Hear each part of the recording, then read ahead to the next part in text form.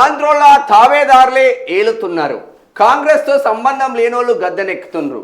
తెలంగాణ ప్రభుత్వంతో వారిదే పెత్తనం. పైసలు ఉన్నోళ్ళు లక్షల కోట్లు దోచుకుంటున్నారు. 5 లక్షల ఇందిరమ్మ బిల్లుకు 500 కొర్రీల. రాజకీయాల్లో మార్పునకు ముందుకు రండి. నేను గెలిపించిన ఎమ్మెల్యే కులం పేరుతో అవినీతి అక్రమాలకు పాల్పడుతున్నాడు. రాజగోపాల్ రెడ్డి సంచలన వ్యాఖ్యలు. ఇక్కడే మనం అర్థం చేసుకోవచ్చు, కాంగ్రెస్తో సంబంధం లేనోళ్ళు గద్దెనెక్కుతున్నారంటే పచ్చ కాంగ్రెస్ వాళ్ళు అంతా ఇప్పుడు ఒక్కటైతున్నారు. నేపథ్యం పచ్చ కాంగ్రెస్ వర్సెస్ స్వచ్ఛ కాంగ్రెస్ నడుస్తా ఉంది. దీంట్లో స్వచ్ఛ కాంగ్రెస్, మరి పచ్చ కాంగ్రెస్ అంటే ఇక్కడ రేవంత్ రెడ్డినే టార్గెట్ చేస్తా ఉన్నారు. రేవంత్ రెడ్డినే టార్గెట్ చేస్తా ఉన్నాడు. వాస్తవంగా కోమటిరెడ్డి వెంకటరెడ్డి కూడా తెలంగాణ కోసం, తెలంగాణ ఉద్యమం కోసం తన మంత్రి పదవిని రాజీనామా చేసిన గొప్ప లీడర్ కోమటిరెడ్డి రాజగోపాల్ రెడ్డి వాళ్ళ అన్న కోమటిరెడ్డి వెంకటరెడ్డి. మరి ఇక్కడ ఏం జరుగుతుంది? రేవంత్ రెడ్డి ఒక్కరోజు కూడా జై తెలంగాణ అనలేదు, ఒక్క లాఠీ దెబ్బ తినలేదు. నై తెలంగాణ అని తుపాకీ తీసి తెలంగాణ అన్నోని మీద తుపాకీ తీసిండు రేవంత్ రెడ్డి. మరి ఆ తుపాకీ తీసిన రేవంత్ రెడ్డి ఇప్పుడు ముఖ్యమంత్రిగా పీఠం ఎక్కిండు. అంటే తెలంగాణ వస్తే ఏమొరిగిందిరా అంటే కల్వకుంట్ల ఖాందాన్ బాగుపడ్డది. కల్వకుంట్ల కుటుంబం ఒక్కొక్కడు లక్షల కోట్లు సంపాదించిండు. హరీష్ రావు, కేటీఆర్, కల్వకుంట్ల కవిత, కేసీఆర్, కన్నారావు, ఇంకా జోగినిపల్లి సంతోష్ రావు, హ్యాపీరావు, వీళ్ళందరూ లక్షల కోట్లు సంపాదించిండ్రు. అమెరికాలలో, లండన్లలో పెట్టుబడులు పెట్టుకున్నారు. బూర్జ్ ఖలీఫాలో ఇండ్లు కొనుక్కున్నారు. జబర్దస్త్గా ఉన్నారు. పార్టీలు పెట్టుకున్నారు. 100 కోట్లు 1000 కోట్లు సంపాదించిండ్రు. అది పక్కన పెడదాం.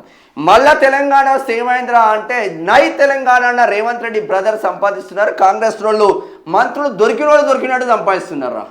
ఇలా మా శ్రేచొక్క అదే ఉంటుంది. దొరికినట్టే సంపాదిస్తున్నారు మంత్రులు. ఈ మంత్రి ఆ మంత్రి తేడా లేదు.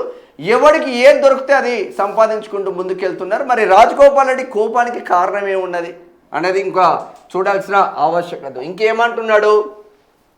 5 లక్షల ఇందిరమ్మ బిల్లుకు 500 కొర్రీలు. ఇప్పటికీ 5 లక్షల రూపాయల ఆ ఇందిరమ్మ బిల్లుకు ఇప్పటికీ 3,40,000 మాత్రమే ఇప్పటికీ ప్రభుత్వం నుంచి అందుబాటులోకి వచ్చింది. ఇది సెంట్రల్ గవర్నమెంట్ థర్డ్ బిల్లు. ఇక్కడ థర్డ్ బిల్లు ఏదైతే ఉంటుందో 1,60,000 ఇది ఇప్పటి వరకు ఇందిరమ్మ ఇళ్లకు బిల్లులే రాలేదు. ఆల్రెడీ చాలా మంది ఇందిరమ్మ ఇంట్లోకి వచ్చిండ్లు, ఆల్రెడీ అయిపోయింది. వాళ్ళ సొంత పైసలుగా పెట్టుకొని ఇందిరమ్మ ఇల్లులు కట్టుకున్న పరిస్థితి ఉంది. మరి ఈ బిల్లు ఎప్పుడు వేస్తామంటే కేంద్రం వాడు ఎప్పుడు వేస్తే అప్పుడు ఇస్తా. మరి కేంద్రం వాడు ఇచ్చిన దానికి మరి ఇందిరమ్మ ఇల్లుని ఎందుకు పెడుతున్నామంటే గట్టనే పెడతాం. మరి ఇప్పుడు మళ్ళీ ఏం చేస్తామంటే ఇందిరమ్మ టవర్లు పెడతాం. మళ్ళీ ఇందిరమ్మ టవర్లు ఫ్రీగా ఇచ్చినామంటే ఫ్రీగా ఎందుకు ఇస్తాం? మీరు 6 లక్షలు కట్టాలి. మరి మా కేసీఆర్ ఫ్రీగానే ఇచ్చిండు కదా, టవర్ల మీద టవర్లు కట్టిల్లు కదా, చాలా 10 టవర్లు కట్టి ఫ్రీగా ఇచ్చిండు కదా, కేసీఆర్ ఇస్తే ఇచ్చుకొని. మరి మళ్ళీ ఇందిరమ్మ పేరెందుకు? ఇది ప్రధానమంత్రి ఆవాస్ యోజన కింద వస్తున్నాయి కదా, పథకం కింద పైసలు వస్తున్నాయి కదా, ఇందిరమ్మ పేరెందుకు? ప్రతిదానికి ఇందిరాగాంధీ, రాజీవ్ గాంధీ, రాహుల్ గాంధీ ఇవేనా మన పేర్లు? ఇక తెలంగాణ ఉద్యమంలో పనిచేసిన వాడు లేడు, తెలంగాణ కోసం చచ్చిపోయిన వాళ్ళుగా మా శ్రీకాంతాచారి పేరెందుకు పెడతలేరా అంటే పొరపాటున కూడా పెట్టాం. ఇది కాంగ్రెస్ తీరు.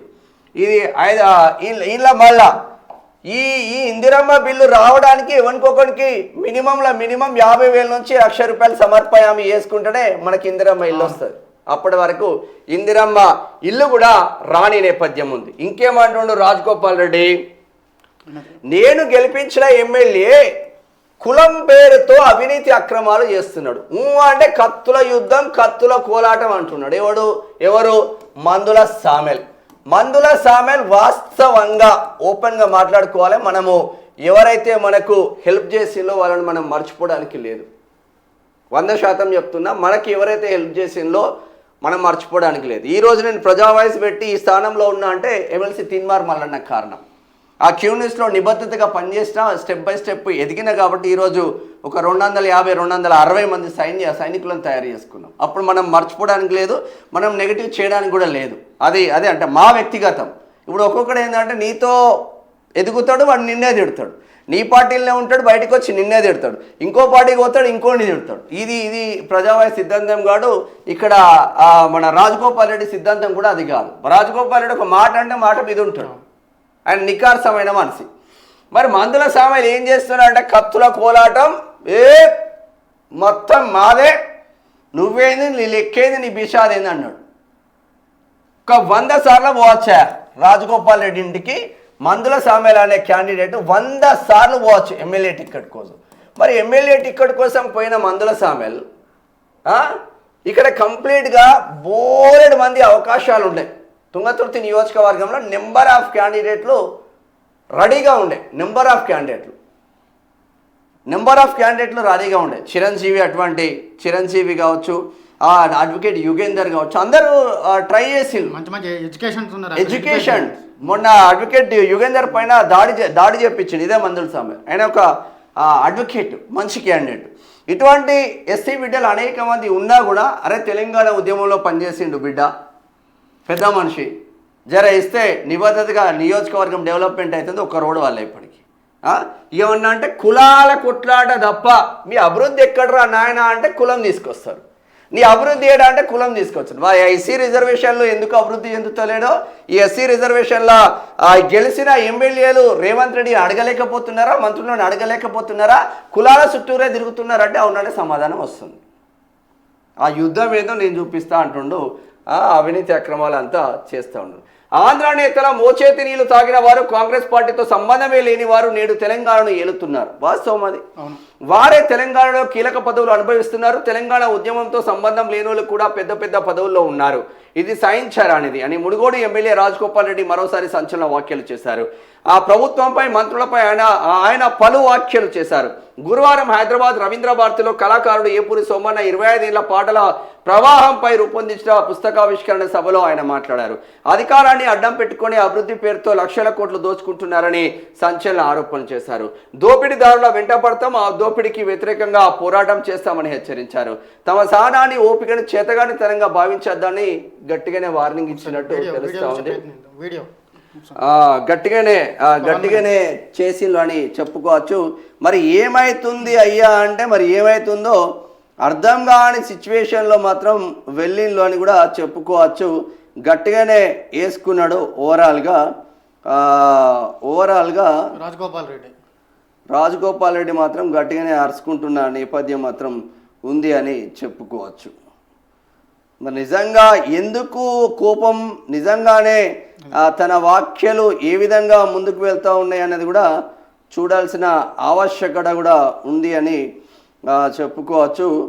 తన వ్యాఖ్యలు ఏ విధంగా ముందుకెళ్తున్నారు, ఎందుకు ఇంత ఫైర్ అవుతా ఉన్నాడు రాజగోపాల్ రెడ్డి అనేది కూడా చూడాల్సిన ఆవశ్యకత కూడా ఉంది అని చెప్పుకోవచ్చు. మరి నిజంగానే ఏం మాట్లాడుతున్నాడు రాజగోపాల్ రెడ్డి అనేది కూడా చూద్దాం.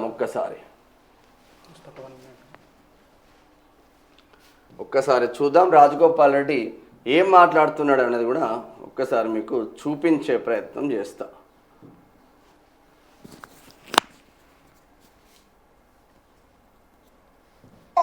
100 రెట్లు 1000 రెట్లు పెరిగిపోయింది. లేనోనేమో కొంప కూడా వస్తుంది. వానికి 5 లక్షలు ఇస్తానుకో 500 రూల్స్ పెట్టిరు. 5 లక్షల రూపాయలు ఇంటికి. ఎన్ని రూల్స్ ఎంత ఇస్తున్నారు? వాడేమో లక్షల కోట్లు దోసుకుంటారు.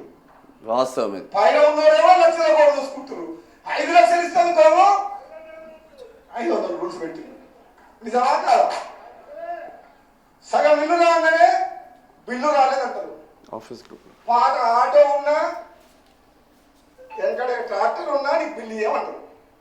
అది ట్రాక్టర్ నడిచేది లేదు, జీపు నడిచేది లేదు. అది ఎప్పుడు ఫైనాన్స్ వాళ్ళు కొనుక్కపోయారు, అది ఎప్పుడు ఆయన పేరు మీద ఉందంటే నీకు ఇల్లు క్యాన్సర్ అంటారు. ఇదెక్కడ న్యాయం? ఇదే వాస్తవంగా ఏం జరుగుతుందంటే రాజగోపాల్ రెడ్డి ఉన్న వాస్తవాలు మాట్లాడుతూ ఉంటారు. కోమటిరెడ్డి రాజగోపాల్ రెడ్డి మనం ఇచ్చిన, కాంగ్రెస్ ఇచ్చిన హామీ ఏముంటుంది? ఫస్ట్ మనం ఒక్క బెల్ట్ షాప్ లేని రాష్ట్రాన్ని తయారు చేస్తామని చెప్పినాం. మనం ఏం చేసినాం? ఊరికి 20 నుంచి 30 బెల్ట్ షాపులు పెట్టినాం. మరి బెల్ట్ షాపులు లేని రాష్ట్రాన్ని తయారు చేయాలి కదరా బాబు అని చెప్పేసి దాని ఒక పైలట్ ప్రాజెక్టుగా ఆయన తన సొంత నియోజకవర్గాన్ని, మునుగోడు నియోజకవర్గాన్ని అప్లికేబుల్ పెట్టిండ్రు. ఆ భయం ఇప్పటికీ మునుగోడు ప్రజలలో ఉంది. నిజంగానే 24 గంటలు మందు అందుబాటులోకి ఉండకూడదు. కల్తీ కళ్ళు, మందు, డ్రగ్స్, గంజాయి పైన ఉక్కుపాదం మొప్పాలని కోమటిరెడ్డి రాజగోపాల్ రెడ్డి ఆరాటం చేస్తూ ఉన్నాడు. మొత్తం మీద కోమటిరెడ్డి రాజగోపాల్ రెడ్డికి ఇక రేవంత్ రెడ్డికి పడతలేదంటే అవుననే సమాధానం మాత్రం వినిపిస్తూ ఉంది. మరి కోమటిరెడ్డి రాజగోపాల్ రెడ్డిని సస్పెండ్ చేసే దమ్ము కాంగ్రెస్ పార్టీలో ఎవరికైనా ఉన్నదా? ఒక్కసారి మీరు ఆలోచించుకోండి. ఆయన మాటలలో నిజం ఉంది. మీకు దమ్ము, ధైర్యం ఉంటే సస్పెండ్ చేయండి అంటున్నారు. ఎవడైనా చేసే కేపబిలిటీ ఉందా? చూద్దాం. ఇది కోమటిరెడ్డి రాజగోపాల్ రెడ్డికి సంబంధించింది.